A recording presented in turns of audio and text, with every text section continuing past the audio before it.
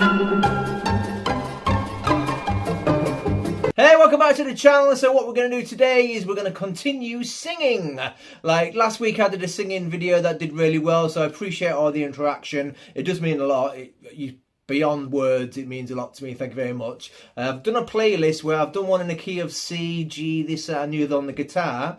I've now started this singing playlist. So if you're only here just to learn how to sing, check out my singing playlist. It'll give you some tips. At the end of the day, this is a small playlist. It's going to build and build and get bigger and bigger, where I'll go into more difficult things towards singing. If you're at very, very early stages of your singing, it will also help you with there as well. I'll show you how to warm up your voice, but I'll also show you how to hear certain notes within chords.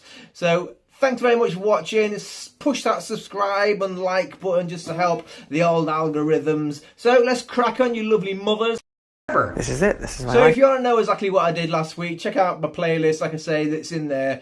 So we're just going to start doing the G major scale vocally. I used numbers. Again, check out my previous videos. I used numbers for the notes within the scale. So just if you're not quite there doing scales on the guitar, just quickly show you the G major scale.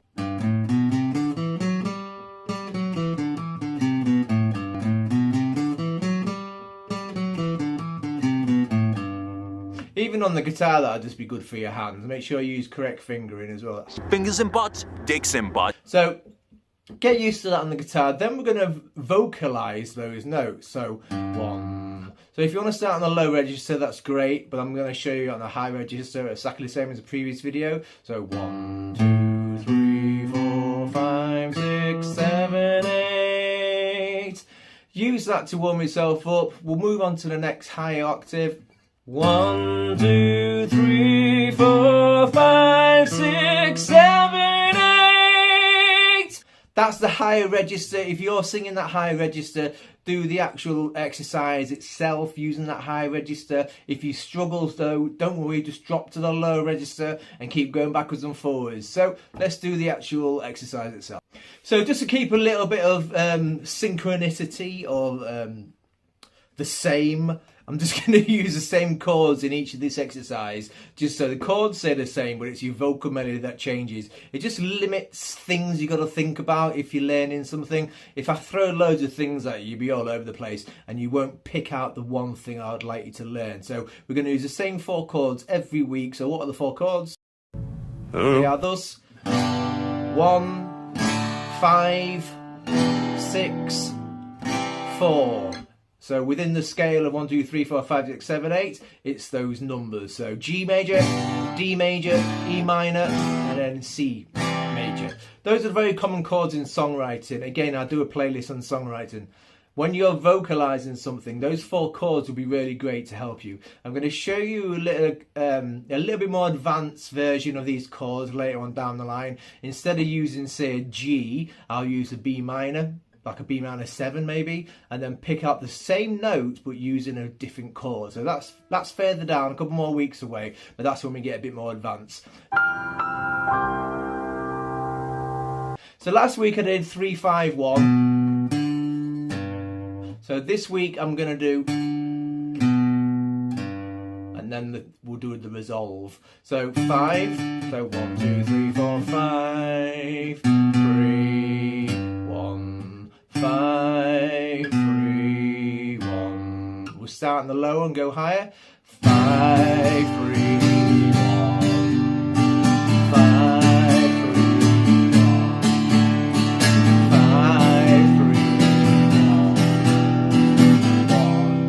1. 5, 3, 1. 5, 3, 1. 5, 3, 1. 5, 3, 1. So that's a great exercise. So you're picking out the 5th, the 3rd, and then the root, but you're singing those over 4 chords. That's a vocal melody. So again, one more time. 5, 5, 3, 1. 5, 3, 1. 5, 3, 1. 1. So what I'm going to do now, we're going to end on the resolve. What does a resolve mean? Resolve means if you think of an end of a chorus, let's say the end of the chorus ends on C, you tend to end on the note that is within that chord. Like what we've been doing before, we've been ending on the bass note of the scale, i.e. 1.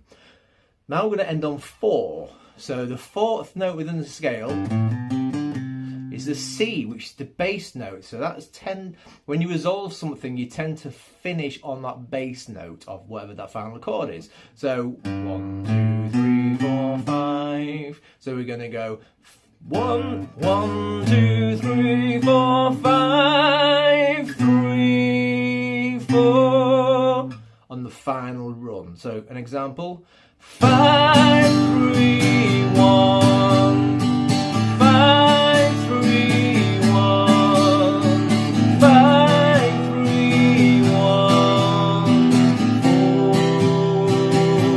And again, 5, 3, 1, 5, 3, 1, 5, 3, 1, 4.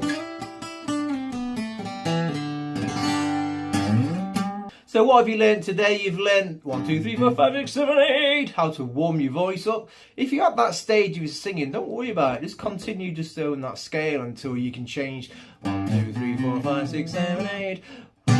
1, 1, 2, 1, 2, 3, 4, 5, 6, 7, 8. 1, 2, 3, 4, 5, 6, 7, 8. 1, 2, 3, 4, 5, 6, 7, 8. 1, 2, 3, 4, 5, 6, 7, 8. 1, 2, 3, 4, 5, 6, 7, 8. 1, 2, 3, 4, 5, 6, 7, 8. So just that alone will help really well, because when you're first starting, when you change the chord, your ear kind of wants to go towards the bass note, where in reality you want to be hitting that 3rd note or the 5th note. Remember what makes a chord, the root 3rd and the 5th? If you're ending the melody though, you end on the bass note usually, just to give that resolve feel of the chord and the vocal melody. So that's where, just by doing these exercises, when you come to write your vocal melodies, they'll end themselves. So you don't have to think to yourself, oh, where should it go? Because these exercises will become second nature, it will just do it automatically. So your vocal melody will end and just sit plonk nice on that final bass note. Or you get to a point where you think, oh, I can hear where it needs to go. Just think it ends on the bass note. Just fucking think for a change. And that's your resolve, it ends on the bass note. So next week what we're going to do is we're going to use the same techniques, mix it up a little bit, but I'm going to change the chords. So now you will think to yourself, I'm not starting on a G chord, but I'm doing a G scale, if that makes sense. So I could start you all on the B minor, but I'm still going to do that G scale. So that's when it gets to a little bit more difficult. So that you're using different modes. If you don't know what modes are, I do a video on modes. Modes. So I'll talk about it a little bit more next week. But please leave a like. It doesn't mean so much. Sorry, my throat's terrible at the minute. It means so much to me when you guys leave a like, even just a comment. I'll always interact with you. So thank you very much. I'm going to do a video on BandLab. Let me know if you think that's a good idea. But I've had a lot of people asking me what I use to sing or write my music. Check out my playlist. I have a demo album on there. Everything you hear, the whole thing is done me singing into the to my phone, and it's also done with me playing my acoustic into my phone. And then I've changed the effects, this, that, and the other. So they're all right. I obviously wouldn't sell them, but they're good quality, so you can know where your songs are going. Even if it's a case of like you're in a band and you can't get your message across what it should sound like, do the song on BandLab, show it to your drummer, show it to your bass player. Look, dude, this is what would sound ace. And then I didn't have that in my day. We had to use a tape recorder, for Christ's sake. Can you imagine that? So BandLab helps so much. So if you guys want me to do a video on BandLab on how to get a bass guitar by just using your acoustic, how to write drums and so on, drop me a comment. I'll always get back to you. So as always, thank you very much and rock and roll!